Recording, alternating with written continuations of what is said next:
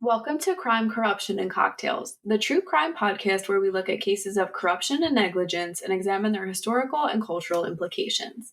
Today, I'm drinking a Mai Tai. What about you, Del? I am drinking a glass of red wine, and on this week's episode, we will be looking at Betty Broderick and how she went from a typical suburban housewife to a double murderer. This story involves betrayal and gives us a glimpse into what happens when someone's world comes crashing down and has deadly consequences for the people they feel are at fault. Betty Broderick was born in 1947 to religious Catholic parents in Bronxville, New York. Her parents ran a strict household, and Betty recalled being trained from a young age to become a great housewife and mother. Betty went on to graduate from college, where she earned a degree in early childhood education. Betty met Dan Broderick at the University of Notre Dame. Dan was also raised in a Catholic household, and the two were soon headed down the altar. They married on April 12th, 1969, and Betty gave birth to their first child, Kim, in 1970. Three children, Lee, Daniel, and Brett, soon joined the family. After Kim was born, Dan completed his medical education and decided to pursue a law degree at Harvard Law School. While Dan was completing his education, Betty was the main provider for the family. After graduation, Dan was hired by a law firm in San Diego, California, and the family relocated. Dan became the breadwinner, with Betty working part time and selling Tupperware. In the fall of 1982, Dan hired Linda Kalkina as his legal assistant. A year later, Betty accused Dan of cheating on her with Linda, but Dan denied this. In February 1985, Dan moved out of the family home against Betty's wishes. Dan was given custody of the children, and Betty dropped them off at his doorstep one by one. Dan eventually admitted to having an affair with Linda, and this caused the Broderick's divorce to become toxic and drawn out. Dan was a prominent lawyer, and Betty claimed that this made the divorce proceedings not go in her favor. She claimed that Dan used his influence over the legal community in their area to gain custody of the children, prevent Betty from a portion of Dan's income she felt she was entitled to, and the selling of the marital home against her wishes. The divorce was finalized 4 years after Dan filed the initial petition. After the divorce, Betty's behavior became very erratic. She left hundreds of profane messages on Dan's answering machine and repeatedly violated the restraining order that Dan had received against her. At one point, Betty drove her car through the front door of Dan's home while their children were home. Dan and Linda married on April 22nd, 1989. Linda was so concerned about Betty's behavior that she urged Dan to wear a bulletproof vest at the ceremony. Thankfully, Betty did not show up at the wedding, and the ceremony proceeded without incident. However, after the wedding, Betty allegedly taunted Linda by mailing facial cream and slimming treatment ads. This all had a tragic end. On November 5th, 1989, Betty drove to Dan and Linda's home with a Smith & Wesson revolver. Betty used a key that she had taken from her daughter Lee and entered the house while the couple was sleeping. At 5:30 a.m., Betty fired at both Dan and Linda. 2 bullets hit Linda in the head and chest, which killed her instantly. 3 bullets were fired at Dan, with one hitting the nightstand as he was reaching for the phone. Another hit the wall, and the final hit Dan in the chest, killing him. Linda was 28, and Dan was 2 weeks away from his 45th birthday. There was evidence that Betty had removed the phone from the bedroom to prevent the calling of police. Dan did not die instantly, and Betty claimed to have spoken with him while he lay dying. Betty contacted her daughter Lee and her boyfriend prior to calling the police. She never denied her involvement in the murders, and during her trials, she claimed to have been startled by Linda screaming to call the police when the gun went off. Betty had stated that the murders were not premeditated, with her having no intentions of killing them. Betty's defense at her first trial was that she was a battered woman who suffered at the hands of her ex husband. The prosecution argued against this assertion, but claimed that Betty was a schemer who wanted revenge against her ex husband and his new younger wife. The first trial ended with a hung jury after two jurors couldn't decide whether Betty had intended to kill Dan and Linda. The judge declared a mistrial, and the prosecutor stated they intended to try Betty again. The second trial was similar to the first in terms of what each side presented, but the jury reached a different outcome. This time, Betty was found guilty of two counts of second-degree murder. She was sentenced to two consecutive 15-year to life terms with an additional 2 years for illegal use of a firearm. Betty is currently housed at the California Institute for Women. She has been denied parole 3 times, first in 2010 and then again in 2011 and 2017. The Board of Parole hearing cited her lack of remorse and not acknowledging any wrongdoing. She will be eligible for parole again in 2032 when she is 84 years old. Jenny, what are your thoughts on Betty Broderick and the murder of Dan and Linda Broderick? I think this case is the best example of what happens when someone is really bitter and that bitterness and anger consumes them, and when someone doesn't seek help or know how to regulate their emotions. Like, maybe that sounds harsh, but I don't know. I feel for Betty to an extent, but again, she just really let the anger get the best of her, and it obviously brought two lives to an end, and it made her children suffer even before their father was killed. And even before their dad's murder, the nastiness between the parents really took an obvious emotional toll on them. You can watch a video where two of her kids are interviewed by Oprah, and there's a voicemail that gets played, or it's a not a voicemail, it's a phone call between Betty and Rhett. I want to say, maybe not. It's between Betty and one of her sons, and he's just crying, pleading with her to just stop it. And it's really devastating to hear.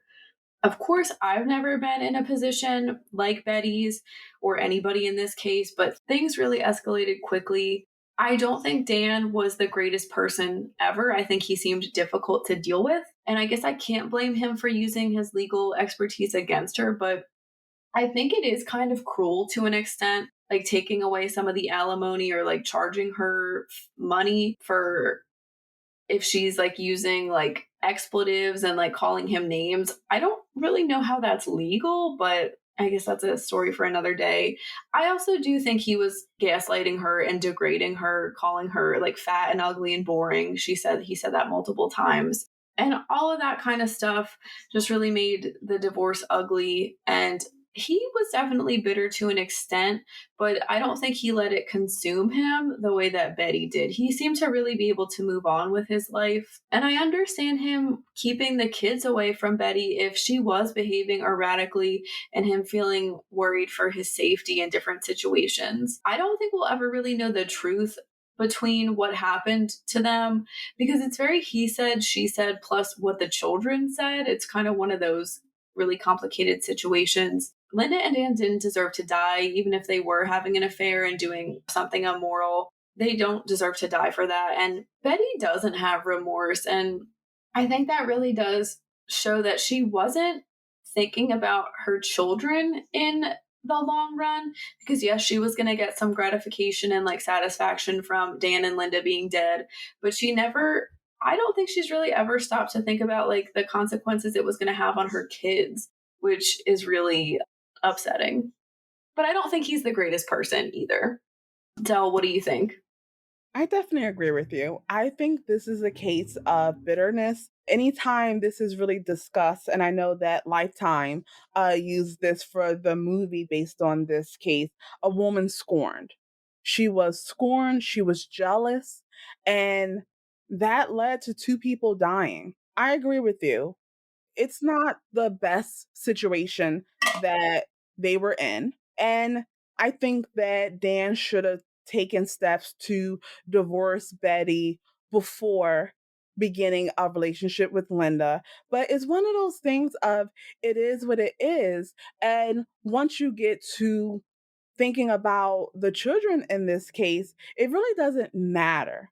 I think that both sides did not put aside their own animosity towards each other for the sake of their kids.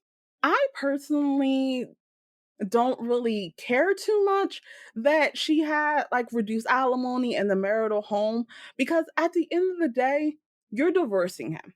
And while you may feel that you are entitled to certain things, unless you had a legal agreement, like a prenuptial agreement with him, he's going to make sure that he is in the best position coming out of his marriage with you. And I don't think that we can really fault him for that, especially when you consider all of the emotional turmoil that Betty was putting him through and putting Linda through. I think that the kids in this case really were ignored and really were seen as pawns to be played by both sides to hurt each other. And that's sad. It's always a sad situation when kids are in the middle of the drama that goes on with their parents.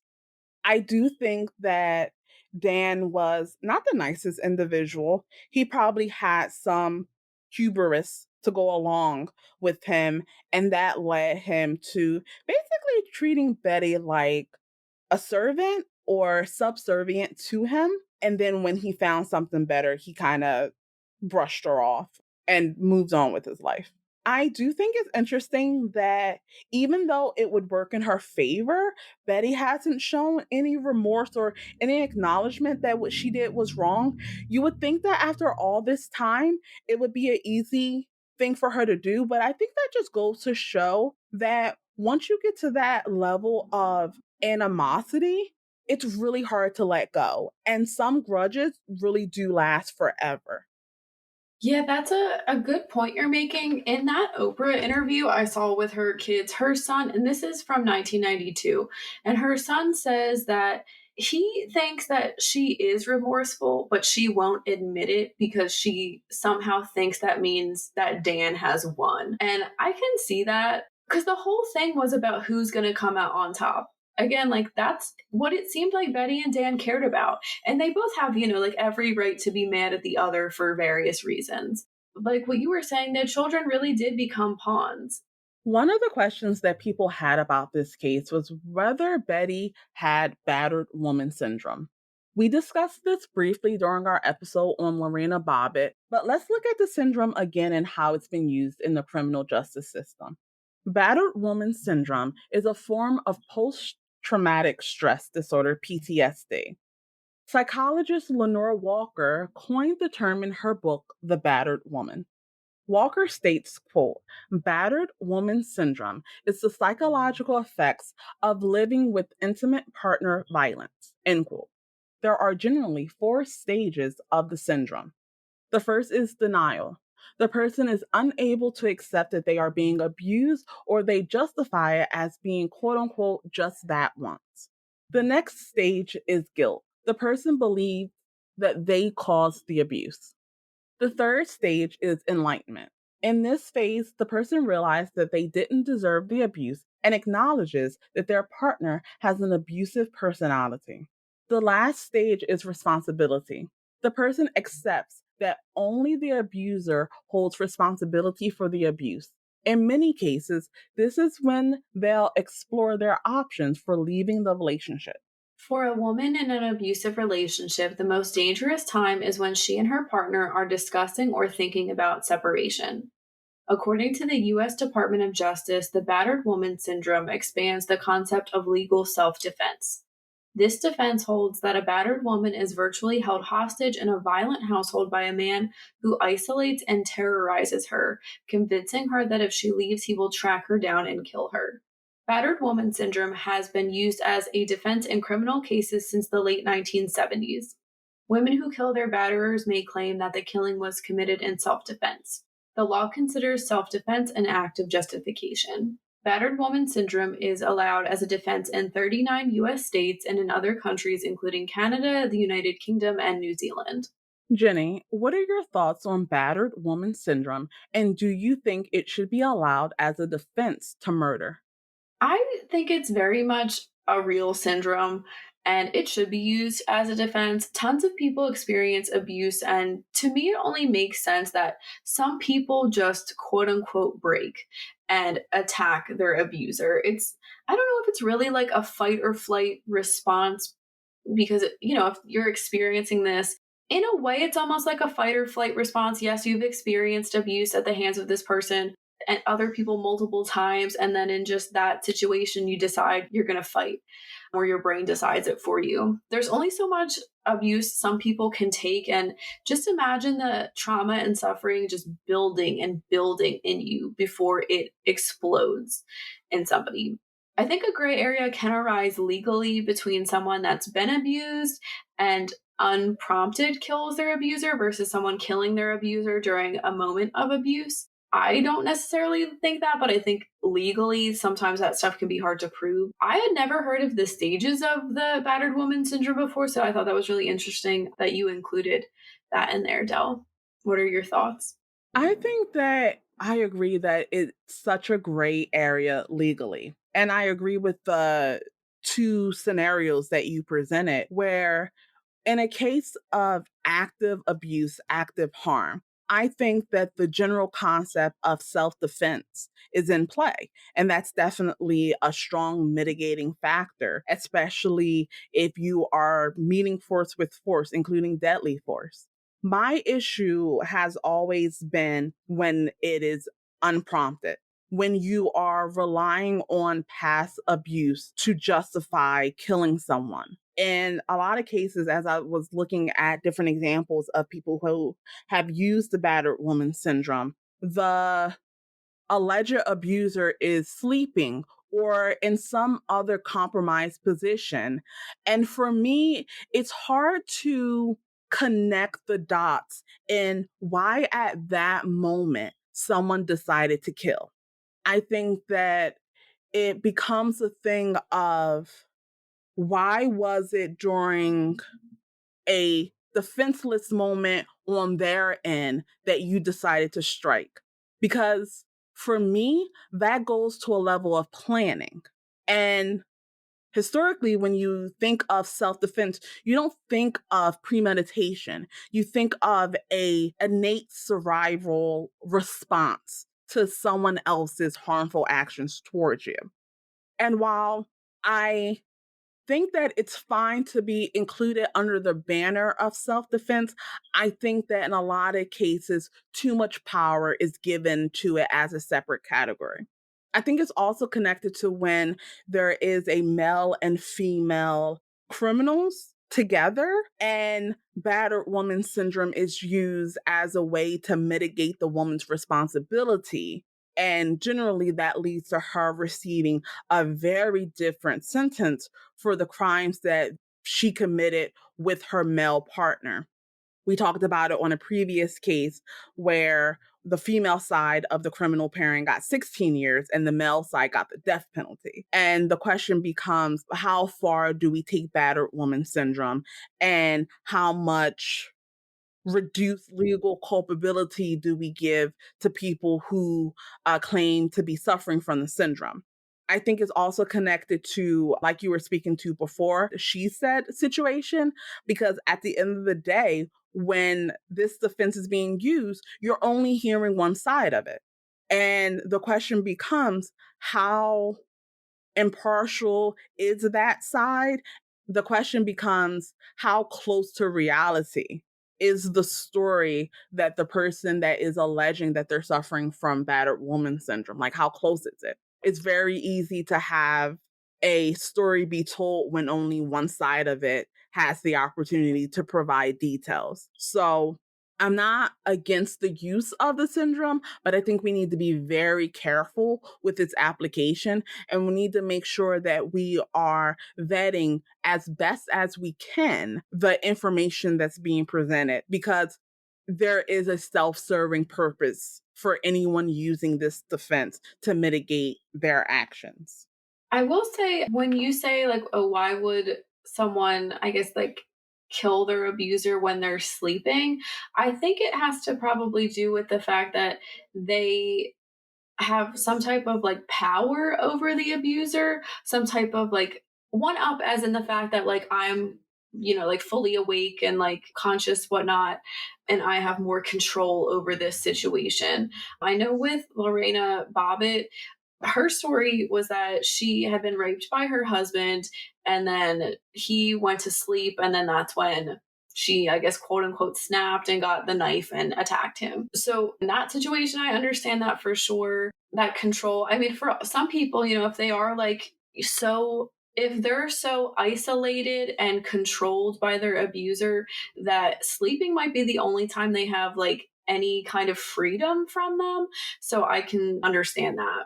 I think my response to that would be, why use that power that you have when the person is defenseless to attack them instead of using that time to leave? I can see that, but abuse is a very complex thing. And we're not saying Yeah. like, we understand it. We're not saying every situation is the same because it is easier for some people to leave for various reasons. But legally, that is something that will be asked for sure. Absolutely. And I absolutely agree with you. Abuse is so complex and so unique to the individual situations that are happening that there's so many questions that arise from it. And I think that's why even self defense as a general concept is always so murky when it comes to being in the legal arena, because you want to make sure that you're doing things that are fair and just. And you also want to make sure that you are not creating a situation where murder would be tolerated as long as you have a good enough reason. Because for a lot of people, they can create the best of reasons, but we obviously don't want to have a society that allows for rampant murder and vigilante justice. The story of Betty Broderick is often used as an example of a scorned woman seeking revenge on a man that wronged her. This is often connected to her expectation of what marriage would be like for her. From a very young age, Betty was told that her path in life, from a very young age, Betty was told what her path in life should be. This mainly included being a dutiful wife and a mother. This is connected to society's expectations of women, and while the expectations have evolved, many still feel like a woman's path to happiness is through marriage and motherhood. This expectation can lead to women putting extreme pressure on themselves, and like Betty, many women snap once this facade is broken. Jenny, what do you think of the pressures many women face, especially what is expected of women as wives and mothers? There's definitely a ton of seen and like unseen pressure still that women face that so many people don't realize. One of the things that I did read the comments on some of these Betty Broderick videos, which I know is very like dangerous territory. But when it came to her children I would say, like, generally stuck to the side of their father. And a few people, I thought this was interesting. A few people commented saying, like, when her children are older, particularly her daughters, that they think they're going to understand where Betty was coming from more, not with the murder, but being so distraught and betrayed with the divorce and her husband cheating. And that so many times mothers hide what they're going through from their children in order to be the number one super mom to them. So even if her children maybe didn't see her struggling with some of this stuff, she was still struggling with it. But with like being a wife and a mother, it's almost like you're damned if you do, damned if you don't. It's I think called the double bind. So like you're like it's great if you're like a really involved mother, but then some people will question like, well, why don't you have a career? Why was this your path? But then if you are like a career woman, you're neglecting your children. Like, how could you do this to them? And that's not always something that men face. Everything is case by case, but like on a large scale, that's not something people talk about in regards to men. It's expected that they will provide for their wives and children. I do like we had kind of said, women today, I think, face less or at least different pressure than Betty did, but it definitely still exists. And it's work keeping a house together and caring for children and having to keep up with appearances, like literally and figuratively. Kind of going off that, like women are not allowed to age and men are. And that is something that we talked about earlier with the way Dan would speak to Betty. And I'm sure she felt used by Dan because she stood by as he succeeded. She helped him succeed. She took care of the children alone She had said in her interview with Oprah that she felt like a single parent because she would go on vacations with the kids by herself because Dan was too busy working. Betty worked multiple jobs to get him through school. And then he left her and he cheated on her and he made her feel crazy. So I can understand she has every right to be upset in that situation. And yes, she worked these jobs willingly. She wanted to support him. That's something lots of people do, lots of women do, kind of give up their lives for their husbands, maybe a little less now, but so many men can succeed now because the women are at home holding down the children and the family and the house and whatnot. And I think that's why a lot of women did relate and support Betty. Even if you go on the comments, I saw tons of people saying, I don't condone murder, but like I was married to a guy like Dan and it was awful for me to get through. And like, I understand where she's coming from. Like, I didn't kill anybody, but I can understand her frustration. And giving up your life is not really something that men experience widely. At least it's not something we talk about. I'm sure it happens more often with maybe some men staying at home to raise their children so their wife can be the breadwinner.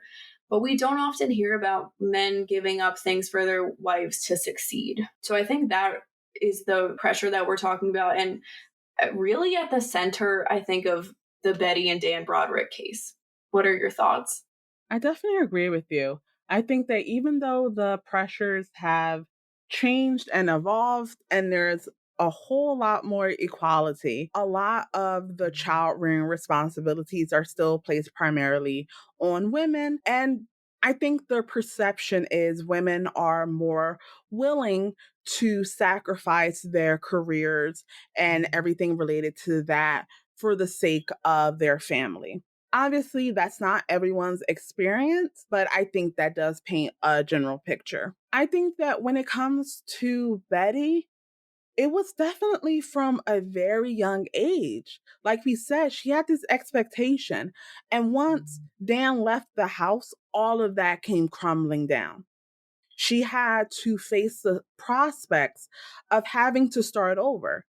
And connected to what you were saying about women not being allowed to age while men traditionally have been, she wasn't starting over as a 22-year-old fresh from college woman. She was starting over as a woman that was coming out of a failed marriage with 4 children and not much to her name that was hers. I do think that there is something to be said about successful partnerships where one partner is able to sacrifice for the other.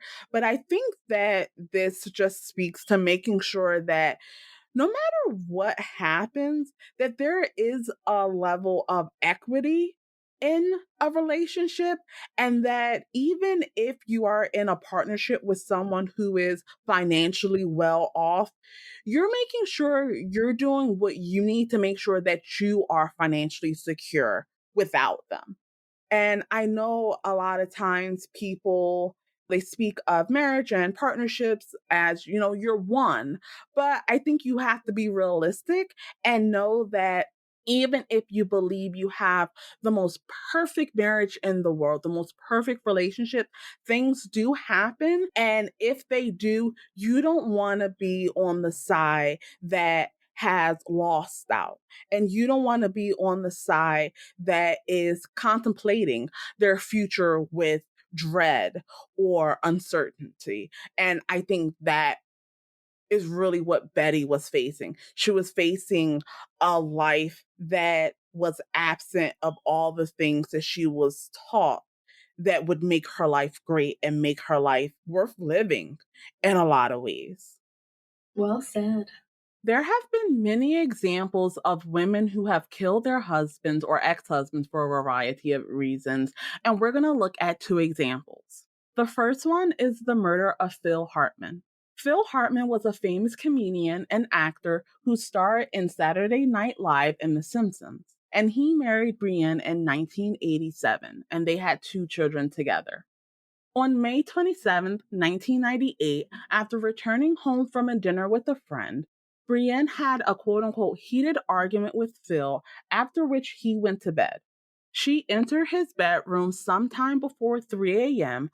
on May 28, 1998, and as he slept, fatally shot him once between the eyes, once in the throat, and once in the upper chest with a Charter Arms .38 caliber handgun. He was 49 years old. She was taking Zoloft, had been drinking alcohol, and had recently used cocaine.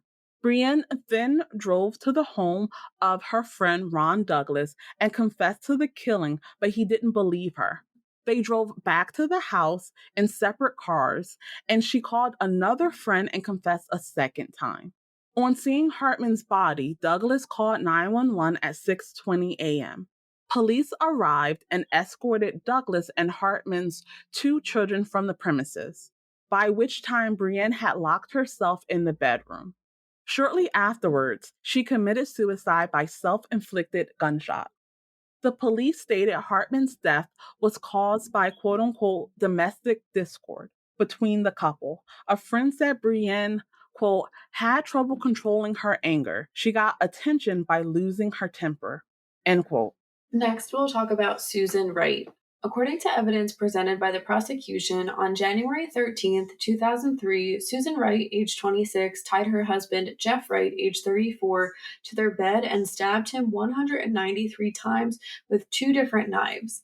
She buried his body in their Houston backyard.